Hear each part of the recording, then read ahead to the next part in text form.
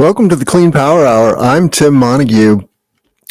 My co-host John Weaver cannot join us this week. He will be back next week. And we have a special guest next week, which I'll be announcing later in the show today.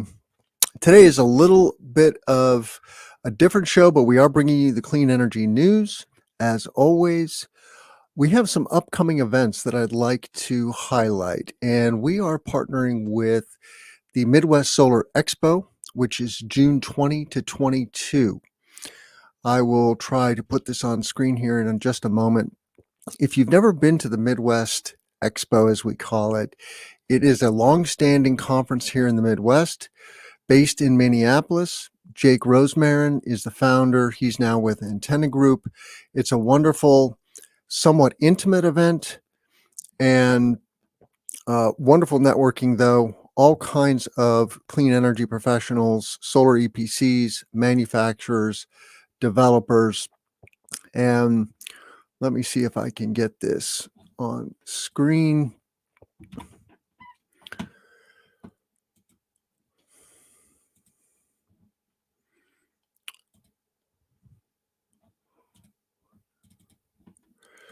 There we go.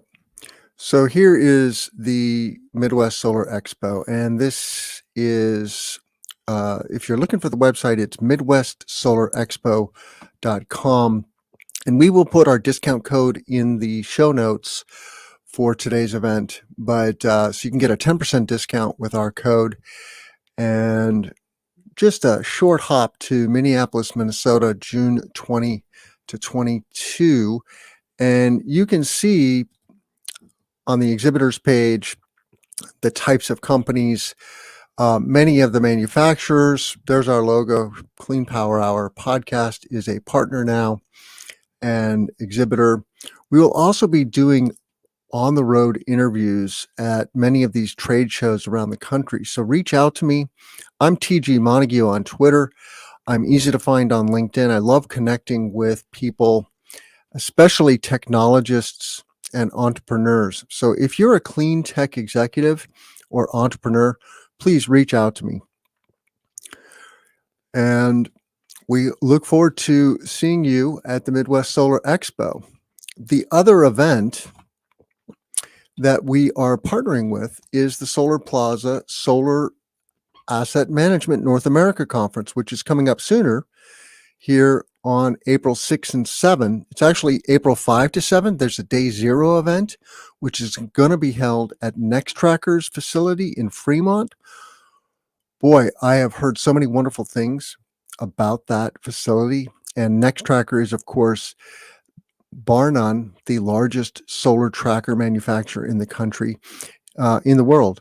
They are, even though they're a hardware platform, they are truly a information technology and software company. They are really going after intelligent software for tracking and getting the most out of your solar power plant. So hope to conduct many interviews in Oakland this April 6th and 7th, Oakland, California. You fly to SFO, most likely, San Francisco, and then it's a short train and bus ride or Uber or taxi. This is also a fairly intimate event. There might be 500 to 700 people there. You know, as we grow the solar industry and grow the footprint of clean energy, you know, globally, right? The assets are accumulating, and so asset management becomes an ever more important part of our industry. This includes software, Internet of Things, monitoring platforms, and operations and maintenance. And I am really expanding my knowledge base in this segment of the clean energy industry.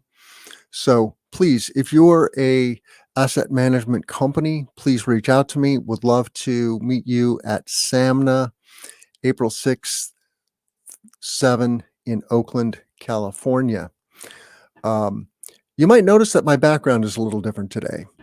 We are broadcasting live here in early March 2022, and we stand in solidarity with the Ukrainians. Putin is a petty tyrant, and he has no business invading the Ukraine. And so it is just wonderful to see all of the support from Europe and the United States and North America and across the globe. So we are among the supporters of peace in the Ukraine. And that is why we have the Ukrainian flag as our background today. We stand in solidarity with our Ukrainian brothers and sisters. It is a very important country in Europe. It is the second largest country in Europe after Russia. And there are 40 million Ukrainians. And of course, many Americans have Ukrainian relatives. There are many Ukrainians living in the US. So we are brothers and sisters. And the thing is that we don't have time for this as a species, right? We are in a process of becoming a sustainable society. But if we focus on beating each other down and fighting with one another, we're not going to get there. There is a phenomenon known as the Great Filter, and I would encourage you to Google that concept. You know, the universe is a very big place, and it's very curious that we don't see evidence of intelligent life in other solar systems or in other places in the universe. And the theory is this is because advanced civilizations have a tendency to shoot themselves in the foot and never get off planet. This is also why our journey to Mars is so important, and Elon Musk is the aspirational leader of our times. It is sad to see how many critics he has amongst us as well. Elon is not perfect, but he has set his sights on going to Mars and making a permanent colony on Mars a real thing. That's going to take thousands and thousands of ships, of SpaceX spaceships going to and from, and other companies eventually going to and from Mars and establishing a colony there. It's hugely expensive to go to Mars today. They are going to, SpaceX is going to reduce the price of going to Mars by a factor of 1,000. That is their goal right now. And we just want to put 1% of our GDP into that basket because the rock, the asteroid is out there that is going to smack into the Earth. It's not a question of if, but when. History shows that there are asteroids out there that are colliding into things like planets, like the Earth. And when that happens, when a big enough rock hits the Earth, it's lights out. It killed the dinosaurs, and it could easily snuff out humanity.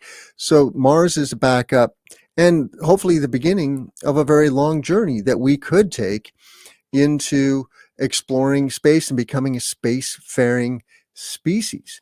That's the goal, because otherwise, we stay here on Earth and either the lights go out when the big rock hits us or the sun swallows us in about 1.5 billion years. Now, that's a long time, but and these are just two of the potential existential threats.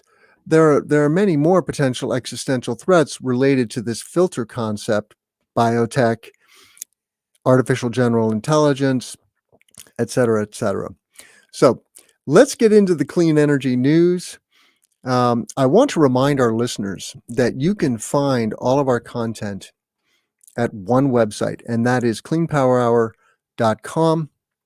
We have all of our audio episodes there. We have links to our video episodes. We have a YouTube channel. Please check out the YouTube channel. Give it a like, give it a thumbs up, give it a subscribe. Hit that subscribe button. We're rebuilding the channel since we have rebooted the Clean Power Hour under our own auspices. The Clean Power Hour is brought to you by the Clean Power Consulting Group. That's my consulting group. I work with Cleantech executives and entrepreneurs, helping them take their growth to the next level. So I do strategic sales and marketing consulting, I do executive coaching, and I host executive mastermind groups for clean tech executives. I also do bespoke consulting. So if your company is trying to break into new markets, like the Illinois solar market, for example, if you want to talk to me about solar development or EPC work, I can help you. I love working with technologists and technology companies, though. That is really my core offering, is working with clean tech companies that are decarbonizing the economy. If you're on a mission for the energy transition, please reach out to me, TG Montague, on Twitter or on LinkedIn. Let's go to the news. I have a page up now.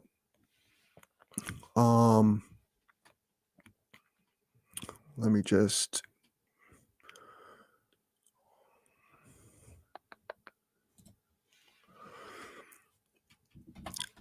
world's largest solar-powered steel mill breaks ground in Colorado. So detractors of clean energy will often tell you, well, we're never going to be able to decarbonize heavy industry. The steel industry is about as heavy an industry as it gets.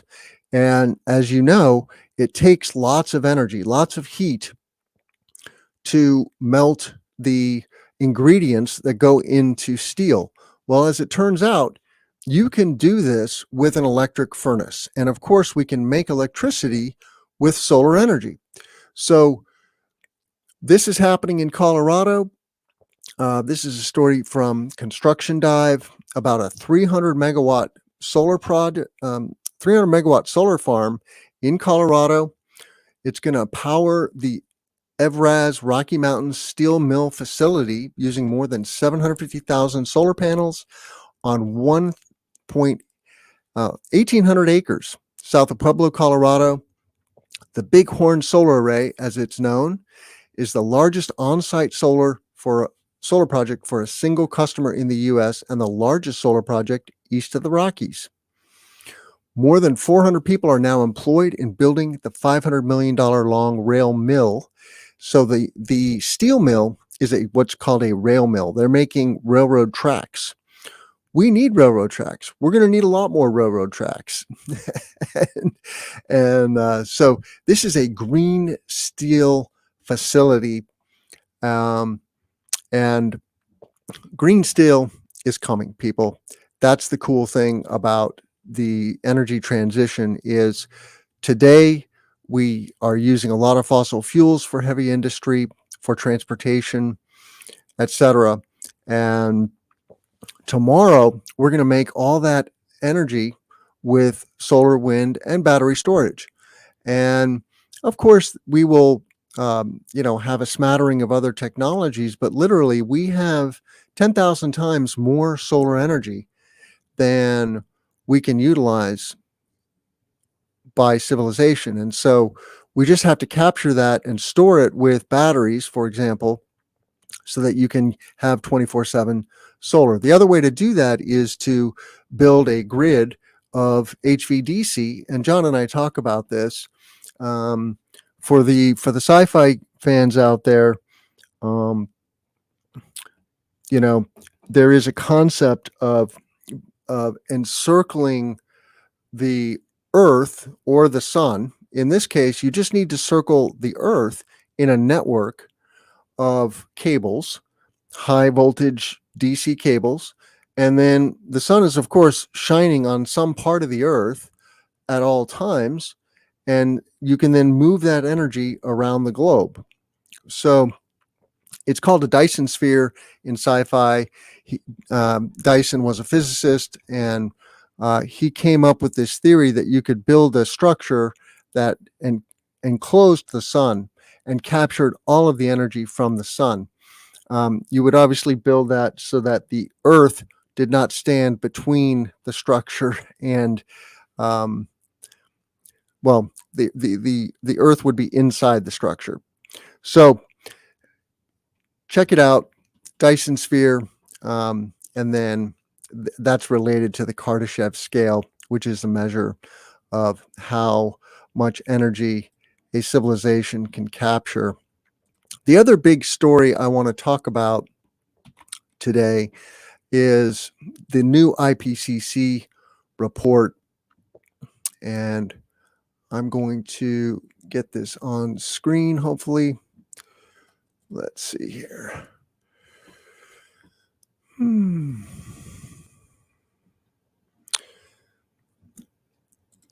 This is a story from The Guardian, but of course it's being reported on by many news outlets. And the IPCC has been issuing a series of reports. They just on Monday now issued a new report.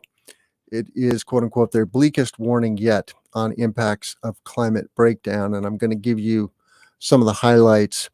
There's a photo of wildfires tearing through a forest in Chefchaouen region of northern Morocco. Here in North America, we're quite familiar with the influence of climate change because we've had a rash of fires out west in the states of California, Oregon, and Washington. Now, fire is a natural part of the ecosystem, but it's a question of increasing frequency, size, and scope.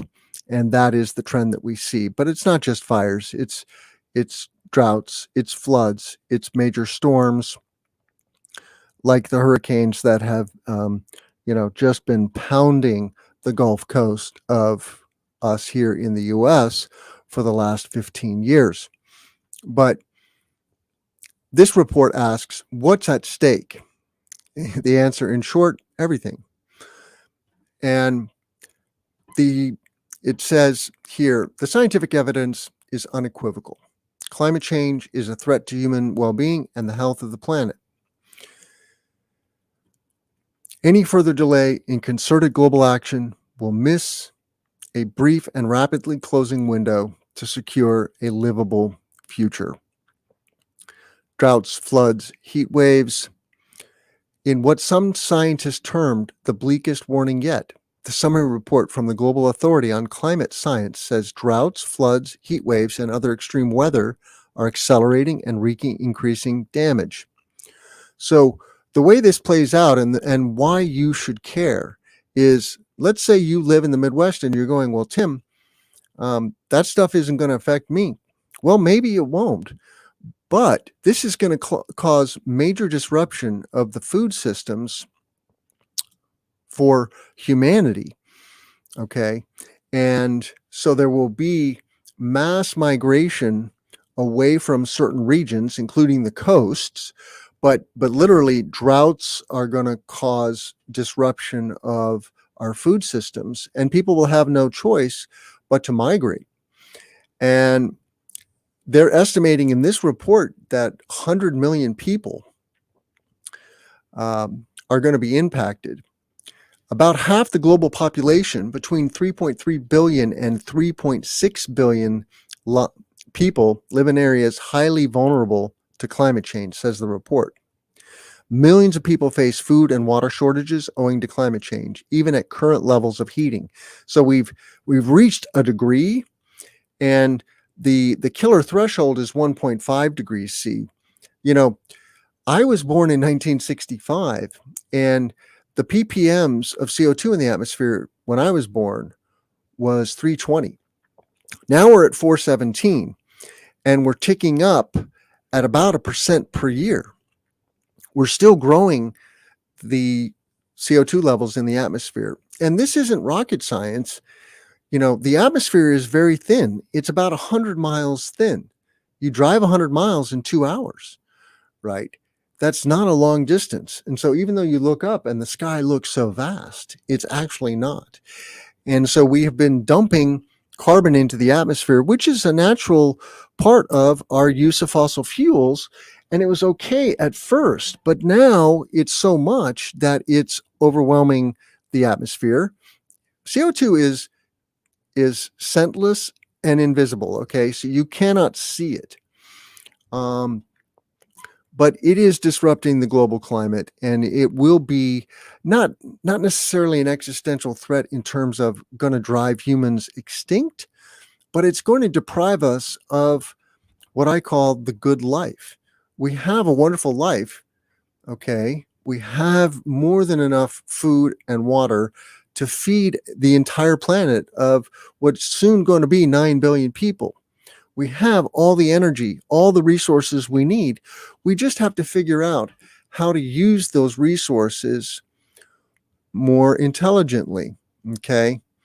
And that is why the clean energy transition is so important. About 80% of our emissions come from energy production in one way or another, energy and transportation.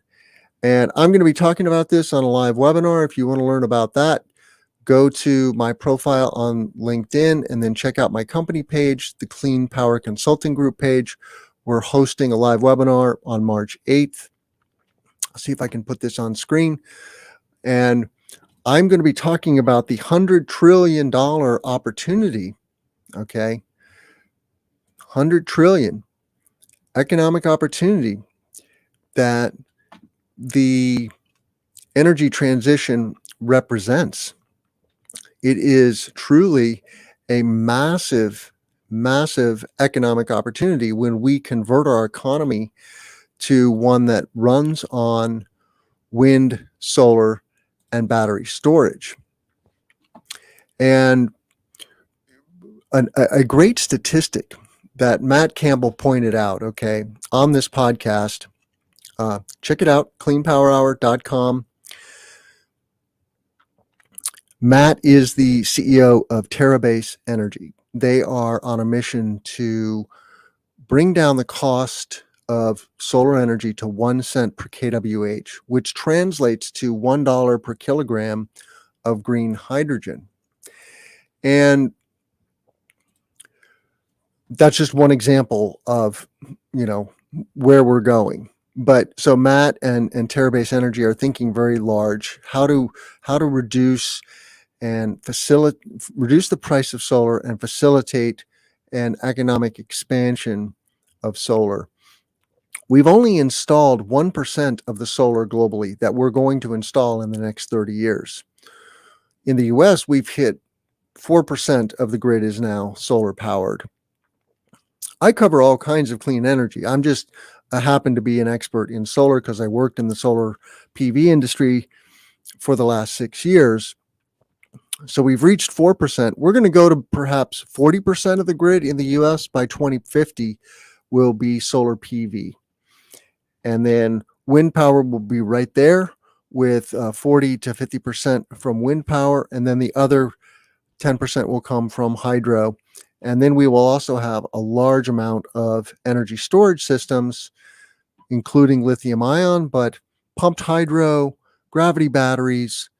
We reported here on the podcast on a pumped CO2 storage technology. And so there's many ways to store energy. So I'm going to put this on screen. And I will be doing these free webinars on a monthly basis.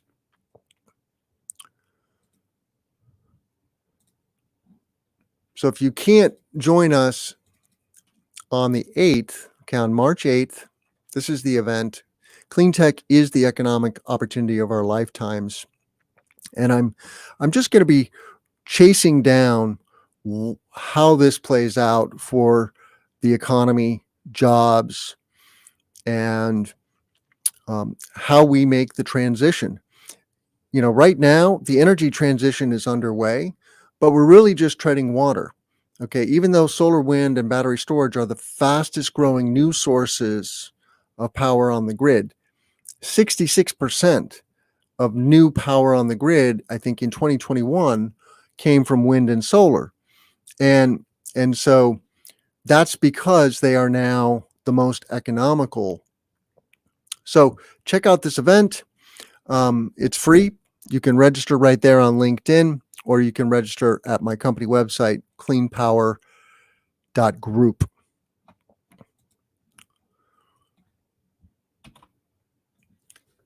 I want to emphasize women in clean tech. Okay. We have a couple of great upcoming guests. And for any of my long-term listeners, though, you see a reflection of the industry in the guests that we have here on the show. We do this news roundup weekly, and then we're also dropping a one-on-one interview or a two-on-one interview with myself and John Weaver. And we want to get more women executives on the show, but the population that comes on the show is reflective of the industry. So anyway, what I'm asking of you, my audience and listeners, and I'm so grateful that you're here listening to this. Thank you. Please reach out to me.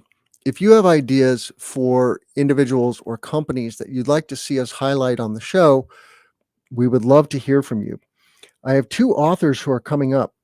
One is Caitlin Davis, who is the co-author of Women Driven Mobility. That book is available on Amazon. Okay, Women Driven Mobility, and that is also their website for the book. And that is identifying 11 pillars of how women are impacting the transportation industry.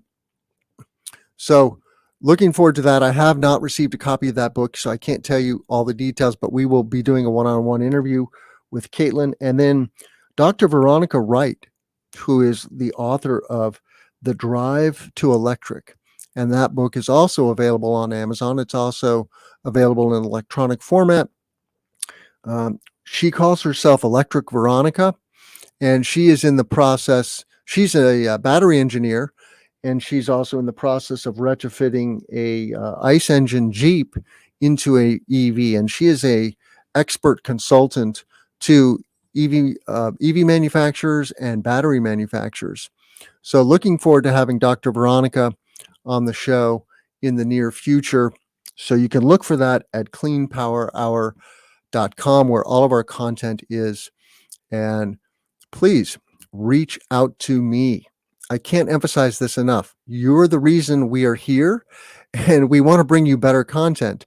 The only way we bring you better content is if you reach out to us and tell us what you want to hear about, what is important to you. I know that diversity in clean tech is a priority, and that is why you will see more content from us to that effect. Absolutely. We want to highlight diversity in clean tech, including women and people of color.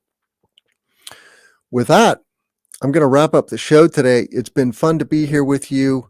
Look forward to seeing you next week.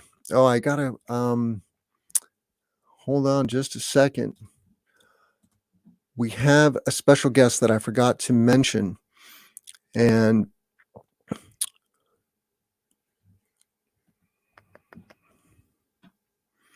well, I'll have to put that in the show notes because I can't find my note on that right now.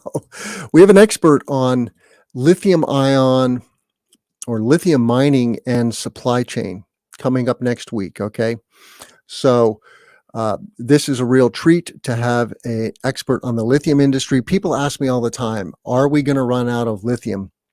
And I say, no, we are not, for two reasons. Lithium is the third most common element in the universe, number one, after hydrogen and helium, and it's very abundant here on Earth.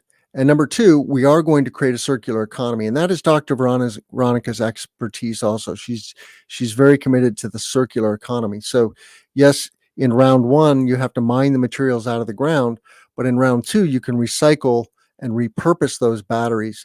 You make electric vehicle batteries, then you convert those to stationary storage once they've degraded a bit, and then you recycle them wholesale. So with that, I will say, thanks for listening, and we'll see you next week.